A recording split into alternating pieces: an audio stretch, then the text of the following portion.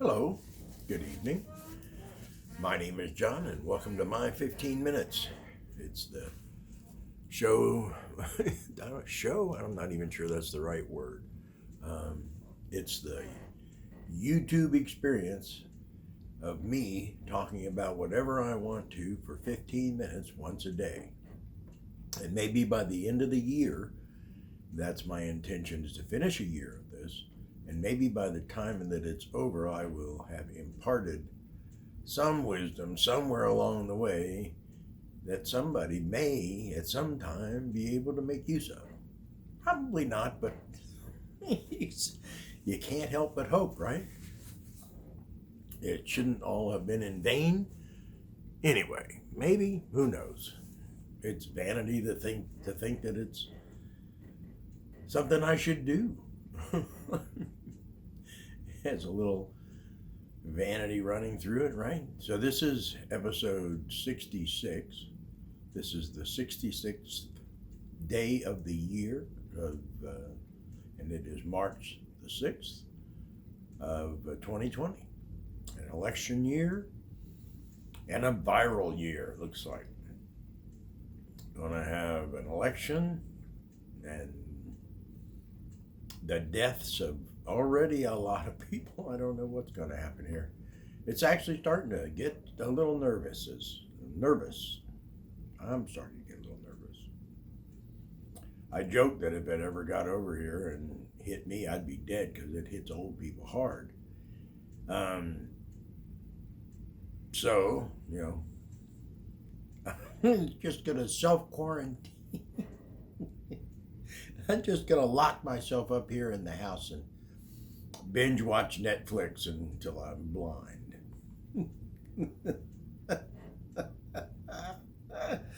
Nah, that's not true. But hey, I don't know what the future is going to bring. It may be that somebody yells out the word, and by the law it says, stay at home. I don't know what's going to happen. It's the first time in my life that anything like this has ever happened. And I'm 70 years old, and this is the first time. And I know there's been other epidemics. Don't get me wrong here. This is, I'm well aware of the flu epidemics and other things that happened, the plagues, and but I can't remember anything like this in my lifetime. Again, so far, it hasn't killed as many people as the flu does. But it's growing. And it's growing pretty quickly. So we'll see where it takes it. I did read that somebody's working on, a couple of people actually working on some viruses. Gilead I think that was one of the companies that's got a pretty good lead up on it, on a vaccine for the virus. So somebody on the internet said, "Ooh, buy that stock." Because if they can develop a vaccine, brother, they got a market that won't quit. Especially if it's the kind of thing that becomes a yearly, like the flu. Get your flu shot, get your flu shot. Get your coronavirus shot, get your coronavirus shot. Maybe, maybe not. I don't know. We'll see. It's so far out of the blue and so different than anything I'd have been expecting over the last 50 years or so since I've been aware. I don't think you actually become aware until you're, I don't know, maybe even into your 30s. I'm not sure that I was all that aware when I was in my 20s. I was aware of Nixon. I was aware of Watergate. I was aware that I was pretty, well, that's when I started becoming disappointed in the government. Well, after 3 years of working for the government, which at that time was not the greatest place you want to work, and they didn't pay very well either. So not a lot of people joined because there was no money to be made. When they started allowing you to make a living, when the government started paying Well, when you take all things into consideration, a living wage, right? The health care, the other, housing. There's a lot that the government puts into a soldier of any level at any point. Uh, but the living wage is the biggest thing, and now that's why people are joining, and they don't have to run a draft. But hey, let's get back to that. Start that. Let's everybody start talking to our representatives. I think we need to have a complete. I think everybody in this country should be doing 2 years of service to their country. From 18, some players between the ages of 18 and 25, maybe.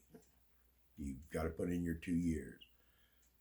But I don't know. That's to be decided, but I wish somebody would actually speak it out loud and start looking for it, because it's an economic stimulus. You don't pay anybody. You just give them a place to live, possibly in work camps. Feed them, house them, and put them out to do things that need getting done in this country. Put them if they want to be soldiers, let them be soldiers. If they want to go, agricultural work, whatever it is. We have a lot of things that need manual labor to deal with. Lots of it. Infrastructure issues. Anyway, I don't want to get off on that subject. I've been there before. But I still think it's a great idea. Everybody should give 2 years, and and then, there's some privileges that come with that. At least there would be in the way I would enact the law. My law would say that you need to do your 2 years of service or have a good reason why not, in order to remain, a citizen in good standing, so to speak. I'm not opposed to the science fiction philosophy of earning your citizenship. Robert Heinlein wrote it, and other people have. You should. There is no reason not to have to earn your citizenship. Being born here is nice, and that's your first leg up. And you're already a citizen at birth. But if you want to maintain that, you need to give something back to this country. Everybody just takes. And the country needs to start taking back. Do what improve roads, build infrastructure issues, deal with electrical grid issues. Put people to work, doing stuff for free or for very little. You can't pay somebody $100,000 a year or $75,000 a year and expect that to improve the economy the way not paying somebody that, when doing it with hundreds of thousands or millions of people and doing the same thing, putting them to work. Why am I don't want to get on this. I don't want to stay on this subject anyway. Last night we had a little discussion about thrift shops and a couple items that I found and I liked. So I don't know why we're on this other subject, coronaviruses. I mean, it's got, there is just too much going on in the world. You can hardly, I don't even watch the news for the most part because it's so depressing. But you gotta watch today. Good grief. I mean, they had a whole thing, and maybe still going on ABC tonight, the coronavirus. I mean, oh, I'm sorry. I'm just looking at something on the screen here. They had a whole show on ABC tonight. I watched a little bit of it, but I couldn't watch it. It's scary. And I'm not sure if they're, overreacting, underreacting. I don't know. I can't, if people start dying left and right and my neighbors are gone, and it becomes a zombie land or something, the land of the apocalyptic, coronavirus left behind people. Well, I'll probably be gone if that happens, but good grief.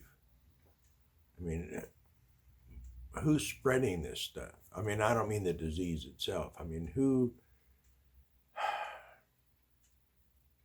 gets to get excited about it and tell everybody they're excited about it and start having them worry about it and, go buy groceries and, I mean,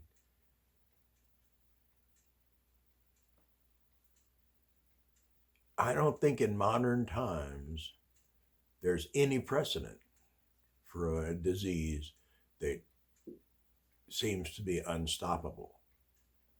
And the answer to it is, not to be found. But I don't think any time in modern times has a disease like this cropped up where it could be, focused on so heavily by every single person on in our outlets, in our news outlets, television, radio, the internet, everywhere you turn.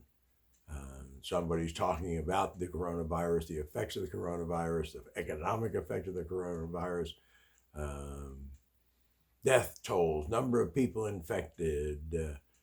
Lord have mercy. They did this in the early days of HIV. Numbers of people infected, where the thing was spreading from, developed drugs, things are going on. Now you don't hear a word about HIV, really. Even the big fundraisers have stopped being for HIV and are more focused now still on breast cancer. I think that's where most of the money seems to be going. And that's a good thing. That's, great stuff. My sister had breast cancer. Oh, by the way, Don, happy birthday. Today is Don's birthday.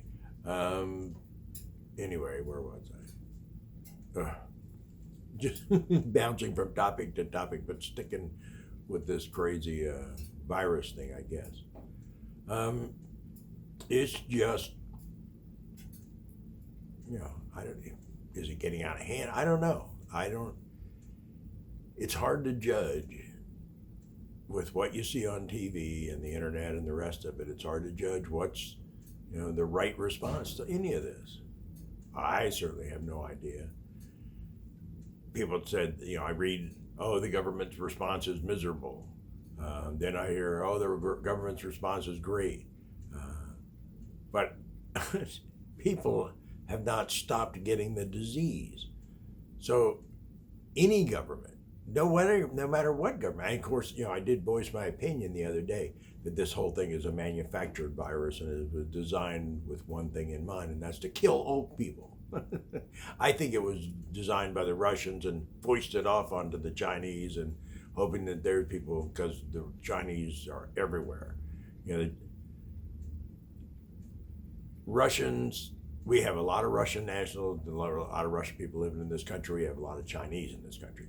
The Chinese move back and forth between China and the U.S. and other population centers in the world and China with more regularity than any other group that I can imagine.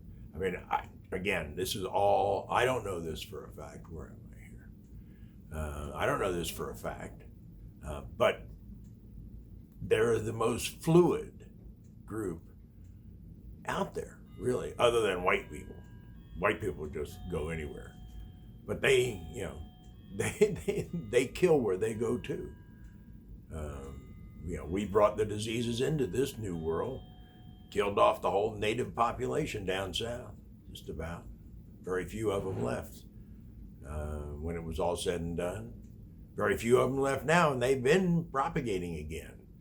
Their bodies developed antibodies to the diseases we brought, just like we did over the years.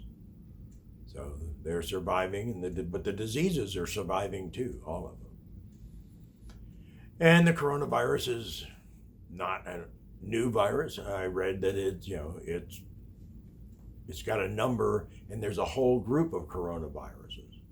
So I don't know. I don't know where we're going, but I know that my time is ending now. So my 15 minutes are up. I'm getting ready to say goodnight. I hope everybody has a good We're going to keep this discussion going tomorrow with episode number 67 on our way to 366. So, good night. Take care of yourself. Take care of your loved ones. And be kind. Good night.